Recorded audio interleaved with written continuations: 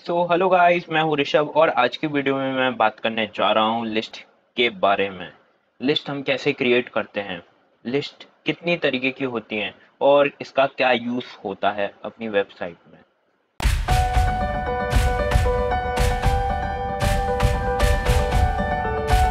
तो सबसे पहले हम बात कर लेते हैं ऑर्डर लिस्ट के बारे में।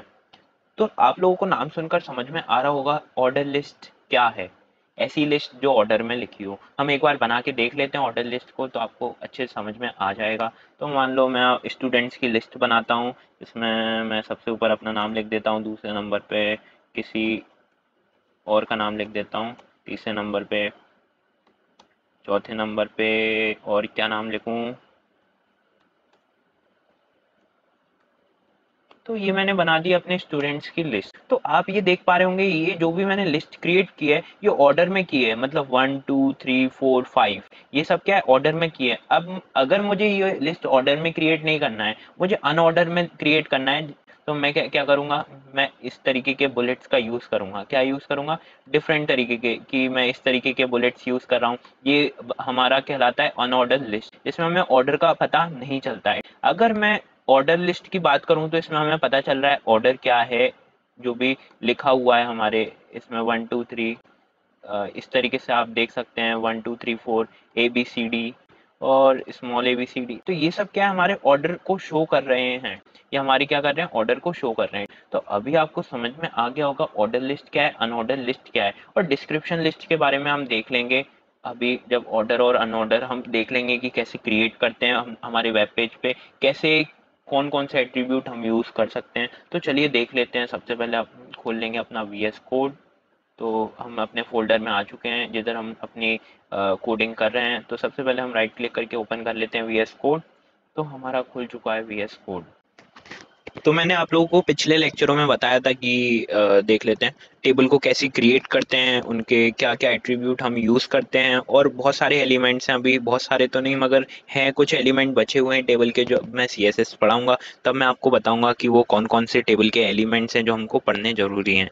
उसके भी पहले हमने समझा था कि हेडिंग कैसे लिखते हैं, हेडिंग के कौन कौन से टैग्स होते हैं और क्या अंतर होता है इन सब चीज़ों में। उसके बाद हमने पैराग्राफ कैसे लिखते हैं, पैराग्राफ के किसी एलिमेंट को हमको स्ट्रॉन्ग बनाना है, बोल्ड बनाना है, इटैलिक बनाना है, कैसे बनाते हैं ये सारी चीज़ें। किसी पैराग्राफ के हम लाइन ब्रेक करनी है तो कैसे करते हैं, किसी जगह से हॉरिजॉन्टल लाइन बनानी है कहीं पे, कैसे बनाते हैं। मेटा टैग का क्या यूज़ होता है, इससे भी पहले वीडियो में मैंने बताया था कि मेटा टैग का क्या यूज़ होता है। जो भी हम हेड में लिखते हैं वो क्या क्या चीज़ें जो हेड में लिखते हैं, मेटा टैग का क्या यूज़ होता है, कौन कौन से मेटा टैग हैं, कौन कौन से एट्रीब्यूट्स हैं जो हम यूज़ करते हैं और अपनी वेबसाइट को यूज़फुल बनाते हैं, अपनी वेबसाइट को स्ट्रॉन्ग बनाते हैं, पावरफुल बनाते हैं। तो ये सारी चीज़ें मैंने बताई थी। अगर आपको ये सब भी बताया था कि अगर आपको आपकी कोई वेबसाइट है और उस वेबसाइट को आपको किसी इंटरवल ऑफ टाइम के बाद ऑटोमेटिकली रिफ्रेश करना है, मान लो आपने टाइम दे दिया 5 मिनट, तो 5 मिनट बाद अपने आप ऑटोमेटिकली रिफ्रेश होती जाएगी वेबसाइट। आप लोगों को सोचना नहीं पड़ेगा कि रिफ्रेश करना है कि नहीं करना है, आपको ये सारे फीचर डालना है। तो कैसे डालोगे, मेटाटैग की मदद से। क्या होता है मेटाटैग, मैंने सारी चीज़ें बताई हैं, कौन कौन से एट्रीब्यूट हम यूज़ करते हैं। तो चलिए आज हम पढ़ने जा रहे हैं लिस्ट के बारे में। तो हम नई फाइल क्रिएट कर लेते हैं tutorial3 के नाम से, 3 के नाम से .html। तो इस लेक्चर में मैंने बताया था आपको कि हम बात करने जा रहे हैं। इसको मैं थोड़ा सा बड़ा कर लेता हूँ और इसको हटा देता हूँ। मैंने बताया था कि हम इस वीडियो में बात करने जा रहे हैं लिस्ट के बारे में, कि लिस्ट क्या होती है, कैसे क्रिएट की जाती है, कितनी तरीके की लिस्ट होती है। तो सबसे पहले हम लिस्ट टॉपिक डाल देते हैं, सेव करेंगे, गो लाइव पे क्लिक करेंगे जिससे हमारा लाइव सर्वर ऑन हो जाए, या open with live server right click पे करके कर सकते हैं। तो मैं गो लाइव पे क्लिक कर देता हूँ।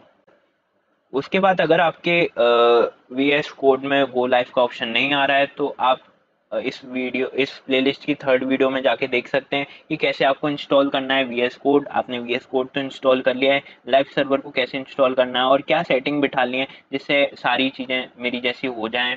तो जो जो चीज़ें मैं बताऊंगा आप लोगों को दिक्कत नहीं हो। तो देख लीजिए, मैंने इधर टाइटल डाला था लिस्ट, तो हमारा लिस्ट शो कर रहा है, तो इसका मतलब हमारा लाइव सर्वर सही तरीके से काम कर रहा है। उसके बाद हम बात करेंगे अनऑर्डर लिस्ट के बारे में। सबसे पहले हम बात कर लेते हैं अनऑर्डर लिस्ट के बारे में। तो हम अनऑर्डर लिस्ट के लिए यूज़ करेंगे टैग UL। यू का मतलब अनऑर्डर और एल का मतलब लिस्ट। जैसे हम एंटर मारेंगे हमारा टैग लिख चुका है, हमारी लिस्ट क्रिएट हो चुकी है, मगर हमने लिस्ट में कोई एलिमेंट तो डाला नहीं है, कोई आइटम तो डाला नहीं है लिस्ट में। तो आइटम डाल लेते हैं, मान लो हमको बनानी है स्टूडेंट्स की लिस्ट, तो हम लिस्ट आइटम डालेंगे और मैं सबसे पहले अपना नाम लिख देता हूँ। उसके बाद मैं कंट्रोल प्लस एंटर दबाऊंगा जिससे हम डायरेक्टली नई लाइन पे जंप कर जाएंगे। उसके बाद हम एक और एलिमेंट बनाएंगे जिसमें मैं नाम लिख देता हूँ पुनीत। उसके बाद एक और एलिमेंट बनाएंगे जिसमें रजत। उसके बाद हम एक और एलिमेंट बनाएंगे जिसमें मैं नाम लिख देता हूँ रोहित। ठीक है, अब जैसे ही मैंने ये सेव किया आप देख सकेंगे हमारी अनऑर्डर लिस्ट क्रिएट हो चुकी है, हमारी अनऑर्डर लिस्ट क्रिएट हो चुकी है। और मैं थोड़ा सा इसको HR टैग लगा देता हूँ जिससे मैं हॉरिजॉन्टल लाइन क्रिएट कर पाऊँ ऊपर नीचे दोनों साइड। और ये सारी चीज़ें आप देख सकते हो मैंने समझा चुका हूँ, अभी मैं फिर से नहीं बताऊंगा, आप पुरानी वीडियोस में जाके देख सकते हैं। देख लीजिए मैंने ऊपर नीचे इसके दो हॉरिजॉन्टल लाइन क्रिएट कर दी हैं। और अब मैं बनाऊंगा अनऑर्डर लिस्ट। क्या अनऑर्डर लिस्ट हमने बना लिया, अब मैं बनाऊंगा ऑर्डर लिस्ट। ऑर्डर लिस्ट को लिखने, ऑर्डर लिस्ट बनाने के लिए यूज करेंगे OL, O का मतलब ऑर्डर, L का मतलब लिस्ट। उसके अंदर हम लिस्ट आइटम डालेंगे, मान लीजिए मुझे यही डालना है तो मैं इसको कॉपी करके इधर अभी फिलहाल के लिए मैंने सेव कर दिया। जैसे ही सेव करूंगा आप अपना ब्राउजर खोल के देख सकेंगे दोनों में क्या अंतर दिख रहा है, क्योंकि ये मैंने पहले ही आपको बता दिया है कि दोनों में क्या अंतर होता है, तो आप लोगों को टेंशन लेने की जरूरत नहीं है। तो अभी मैंने बताया, पुरानी वीडियो में मैंने बताया था कि कोई टैग चालू करते हैं तो उसको बंद भी करना पड़ता है। तो मैं बता दूं जो HR टैग है इसको चालू करके बंद नहीं करना पड़ता, ये सेल्फ क्लोजिंग टैग होता है, इसको बस लिख के ऐसे ही छोड़ दो। ऐसे बहुत सारे टैग हैं जो सेल्फ क्लोजिंग रहते हैं, जैसे ब्रेक लाइन वाला टैग, इमेज टैग जो सेल्फ क्लोजिंग होते हैं अपने आप में बंद हो जाते हैं, तो हमको इनको बंद नहीं करना पड़ता, इसको बस HR लिख के छोड़ देते हैं। जैसे ही सेव करेंगे आप देख सकेंगे हमारी अनऑर्डर लिस्ट और ऑर्डर लिस्ट दोनों लिस्ट लिखी हुई हैं। अब लास्ट डिस्क्रिप्शन लिस्ट के बारे में बात कर लेते हैं, फिर इनके बारे में और डीपली समझेंगे हम तीनों लिस्ट के बारे में। डिस्क्रिप्शन लिस्ट बनाने के लिए हम यूज करेंगे DL टैग। और डिस्क्रिप्शन लिस्ट तो मैंने बताया ही नहीं आपको क्या होता है, तो आप देख के समझ जाएंगे अभी क्या होता है। तो डिस्क्रिप्शन लिस्ट के अंदर मैं कोई टर्म बनाऊंगा, डिस्क्रिप्शन टर्म, जिसकी मैं डिस्क्रिप्शन डिटेल, मतलब जिसकी ऐसा टर्म बनाऊंगा डिस्क्रिप्शन लिस्ट के अंदर जिसकी मैं डिटेल बताऊंगा, उसको हम डिस्क्रिप्शन लिस्ट बोलते हैं। अभी आप नहीं समझे तो अभी आप समझ जाओगे। सबसे पहले मैं डिस्क्रिप्शन टर्म बनाऊंगा, मान लो मैं बनाऊंगा कॉफी, COFFE, और कंट्रोल एंटर दबा के मैं नीचे वाली लाइन पे जंप करूंगा और मैं बोलूंगा अब बनाऊंगा डिस्क्रिप्शन डिटेल, जो ऊपर मैंने टर्म लिखा है उसकी डिटेल बताऊंगा। इसमें मैं बोलूंगा डबल डैश लगा रहा हूँ, डबल डैश का कोई मतलब नहीं है, सिर्फ ये डायरेक्टली प्रिंटेड होके आएगा इसलिए मैंने डबल डैश लगाया है जिससे अच्छा लगे थोड़ा। मान लो मैं इसमें एक इस तरीके से एरो बना दिया है, ठीक है, जिससे अच्छा लगे। और आई लाइक कोल्ड कॉफी। जैसे ही मैं सेव करूंगा आप देख पा रहे हैं कि इससे क्या हो रहा है, ये मुझे जो मैंने एरो बनाया है वो अच्छा नहीं लग रहा है जैसे इधर दिख रहा है, तो मैं इसको हटा देता हूँ। देखिए आई लाइक कोल्ड कॉफी, तो आप समझ रहे हैं ये टर्म लिखा है जिसकी डिस्क्रिप्शन की डिटेल दी गई है, तो इस तरीके की चीज को बोलते हैं डिस्क्रिप्शन लिस्ट। में इसको कॉपी करके एक और बना के दिखाता हूँ जिससे आप, सॉरी, इस पूरे को कॉपी करूंगा और मैं इसकी जगह मिल्क लिख देता हूँ, थोड़ा डिफरेंट हो जाएगा। और इधर भी मैं cold, I like cold milk. जैसे ही मैं सेव करूंगा आप देख पा रहे हैं कि क्या अंतर दिख रहा है तीनों लिस्ट में। ये कहलाती है अनऑर्डर लिस्ट, ये कहलाती है ऑर्डर लिस्ट, ये कहलाती है डिस्क्रिप्शन लिस्ट। अब बात करते हैं इनके कुछ एट्रीब्यूट के बारे में। मान लो अब मैं बात करूंगा, मुझे ये जो डार्क स्पॉट दिख रहे हैं मुझे ये नहीं रखना है, मुझे इनका टाइप चेंज करना है। क्या करना है, इनका टाइप चेंज करना है, मुझे कुछ और रखना है। बुलेट्स इनके इनके बुलेट्स क्या है, 1 2 3 4, मुझे 1 2 3 4 नहीं रखना है, मुझे ABCD या रोमन नंबर में से कुछ रखना है। तो उसके लिए क्या करें, तो हम यूज करेंगे एट्रीब्यूट टाइप। सबसे पहले हम अनऑर्डर लिस्ट में देखेंगे, अनऑर्डर लिस्ट का टाइप चेंज करेंगे। टाइप चेंज करने के लिए आप लिखोगे टाइप, फिर इक्वल टू डबल कोट्स लगाओगे तो ये हमारा लिख चुका है टाइप। अब हम लिखेंगे सबसे पहले डिस्क, सेव करेंगे तो देखते हैं क्या अंतर आया, जैसा था वैसे ही है। इसका मतलब कोई अंतर नहीं आया, मतलब ये बाय डिफॉल्ट वैल्यू होती है डिस्क। अगर मैं लिखूं नहीं लिखूं वो हमें डिस्क ही शो करेगा एज अ बुलेट। अगर मैं इसको डिस्क को हटा के सर्कल लिखता हूँ, जैसे ही मैं सेव करूंगा तो देख सकते हैं डॉट की जगह सर्कल्स आ गए हैं। उसके बाद मैं सर्कल भी नहीं रख के स्क्वायर रखना चाहता हूँ तो सेव करूंगा, देख सकते हैं आप स्क्वायर्स आ गए हैं ऐसा बुलेट्स। और अगर मैं कुछ भी नहीं रखना चाहता इनके पास तो मैं लिख दूंगा नन, सॉरी, एन सेव, ठीक है।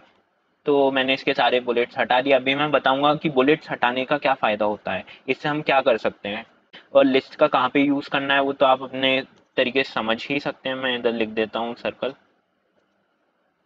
सेव करूंगा, देख लेते हैं सर्कल्स आ गए। हाँ। अब हम बात करते हैं, हमें 1 2 3 4 नहीं रख के कुछ और रखना है, तो हम सबसे पहले ऑर्डर लिस्ट का टाइप चेंज करने के लिए एट्रीब्यूट यूज करेंगे। टाइप सजेशन उसने दे दी थी, मैंने डायरेक्टली एंटर मार दिया। अब वो हम 1 लिखते हैं, सबसे पहले 1 लिखेंगे तो 1 2 3 4 उसकी बाय डिफॉल्ट वैल्यू होती है, तो 1 लिखेंगे। 1 तो उसकी बाय डिफॉल्ट वैल्यू, हम 1 नहीं लिख के लिखेंगे ए, कैपिटल ए। सेव करेंगे तो आप समझ गए होंगे क्या आएगा, capital A B C D.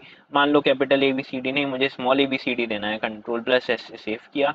हम देख सकते हैं small A B C D आ गया।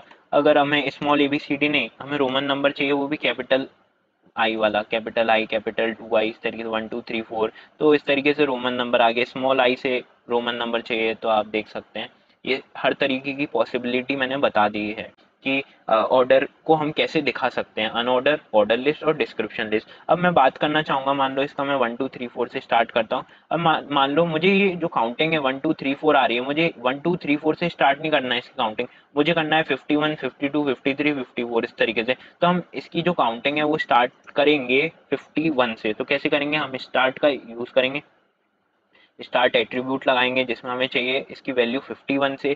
सेव करेंगे तो आप देख सकते हैं 51 52 53 54 आ रहा है। तो अभी हमने बात कर ली है हर चीज़ के बारे में जो आपको जाननी चाहिए। एक हॉरिजॉन्टल लाइन इधर और क्रिएट कर देते हैं, सेव किया। आप देख सकते हैं अब थोड़ा सा अच्छा लग रहा है। मान लो मुझे पेज को कलर भी देना है, तो मैं बॉडी में बीजी कलर यूज़ करूंगा। इसका क्या मतलब होता है, बीजी कलर बैकग्राउंड कलर, अपनी बॉडी पे मैं बैकग्राउंड कलर लगा रहा हूँ। मगर हम जब प्रोफेशनली सीखेंगे सीएसएस, तब हम बैकग्राउंड को कलर इस तरीके से नहीं देंगे। सिर्फ मैं आपको बता रहा हूँ कि बीजी कलर एक एट्रीब्यूट होता है जिसको हम बॉडी पे लगा सकते हैं, उसका बैकग्राउंड रखने के लिए। कुछ मान लो मैंने बैकग्राउंड ग्रीन दे दिया, ग्रीन, सेव करूंगा, देख सकते हैं अब थोड़ी सी अच्छी लग रही है हमारी। और हाँ ठीक है, ठीक। तो ये हमारी बन चुकी है। क्या हम इसको, इनके जो कलर्स हैं इनको भी चेंज कर सकते हैं, हम सब कुछ कर सकते हैं जो आप चाहो। मगर अभी हम सीख नहीं रहे हैं डिजाइनिंग की, क्या क्या होती है डिजाइनिंग, अभी हम कुछ भी नहीं सीख रहे हैं, तो अभी के लिए बस इतना ही। अब मैं बताऊंगा कि अगर मैं इसको नन कर दूं, इसके टाइप को, सर्कल को हटा के मैं नन कर दूं, तो उससे क्या फायदा होता है। अब मैंने इसको हटा दिया, ठीक है। अगर मान लो ये वर्टिकल फॉर्म में लिखी है, ऋषभ के नीचे पुनीत, पुनीत के नीचे रजत, रजत के नीचे रोहित, अगर ऐसे लिखा है, अगर मैं इसको हॉरिजॉन्टल फॉर्म में कर दूं, ऋषभ, उसके बगल में पुनीत, उसके बगल में रजत, उसके बगल में रोहित, तो अगर मैं इनकी नाम चेंज कर दूं, मान लो मुझे ये सब नहीं चाहिए, मुझे होम, इसकी जगह चाहिए, मुझे इसकी जगह चाहिए अबाउट, और इसकी जगह चाहिए लॉगिन। सेव करूंगा, आप समझ जाएंगे कि मैं क्या बोलना चाह रहा हूँ। अब आपने देखा होगा कि कोई वेबसाइट होती है, ऊपर लिखा रहता है home, contact us, log about, login, तो नेविगेशन बार बनी रहती है। तो वो नेविगेशन बार इसी की मदद से बनती है। किसकी मदद से बनती है, हमारी लिस्ट की मदद से। कैसे बनती है वो जब हम सीएसएस सीखेंगे तब देखेंगे, क्योंकि अभी जो हमने टाइप नन किया है वो इसकी मदद से नन नहीं करेंगे, हम सीएसएस स्टाइलिंग की मदद से इसके बुलेट्स को हटाएंगे। बुलेट्स को हटाने के बाद इस जो वर्टिकल फॉर्म में लिखी है हमारी लिस्ट, उसको हॉरिजॉन्टल फॉर्म में लिखेंगे, और फिर उनमें हम स्पेस वगैरह देंगे, स्पेस देके दूर दूर कर देंगे सब पूरी लिस्ट को। और हम फॉन्ट का साइज बढ़ा देंगे, फॉन्ट की फैमिली चेंज कर देंगे। फॉन्ट की फैमिली मतलब जिस तरीके से लिखा है उस राइटिंग को चेंज कर देंगे, ठीक है। फॉन्ट का साइज, चीजें, फॉन्ट का वेट, सारी चीजें हम सही मतलब चेंज कर सकते हैं। तो आप कैसे बनाएंगे वो चीज़ें, वो सारी चीज़ें मैं बताऊंगा। मगर उसके लिए हमको लिस्ट अच्छे से आनी चाहिए कि लिस्ट क्या होती है, कितनी तरीके की होती हैं, और उनका क्या क्या यूज़ होता है। ये नॉर्मल लिस्ट का तो आप यूज़ समझ रहे होंगे, कब यूज़ कर सकते हैं वो आप जब वेबसाइट क्रिएट करोगे तब आपको समझ में आ जाएगा। इस तरीके की लिस्ट आपको यूज़ में आ सकती है, मगर इस तरीके की लिस्ट आपको यूज़ में आती ही आती है 100%, क्योंकि आप जब कोई वेबसाइट क्रिएट करोगे तो उसमें नेविगेशन बार तो 100% लगाओगे ही लगाओगे। तो उसके लिए आपको इस तरीके से लिस्ट क्रिएट करनी पड़ती है। जो वर्टिकल फॉर्म लिखा है उसको हॉरिजॉन्टल फॉर्म में कन्वर्ट करते हो, हॉरिजॉन्टल फॉर्म में कन्वर्ट करने के बाद डिजाइनिंग करते हो। फिर जैसी भी आपको डिजाइनिंग चाहिए, आप, मैंने सबसे इस प्लेलिस्ट की सबसे पहली video introduction to web development, उसमें मैंने 3 सैंपल डाले अपनी वेबसाइट के, आप वो जाके देखिए। उसमें मैंने कितनी प्रोफेशनल वेब पेज की डिज़ाइनिंग की है। मुझे तो अपने आप में बहुत अच्छा लग रहा था जब मैंने वेब पेज वो डिज़ाइन किए थे।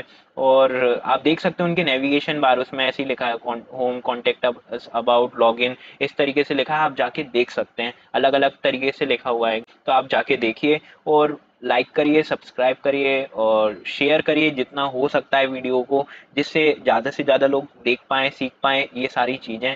तो बने रहिए मेरे यूट्यूब चैनल पे और मिलते हैं अगले लेक्चर में, जिसमें मैं आपको बहुत सारी चीज़ें बताने वाला हूँ। तो बने रहिए। धन्यवाद। आज के लिए बस इतना ही।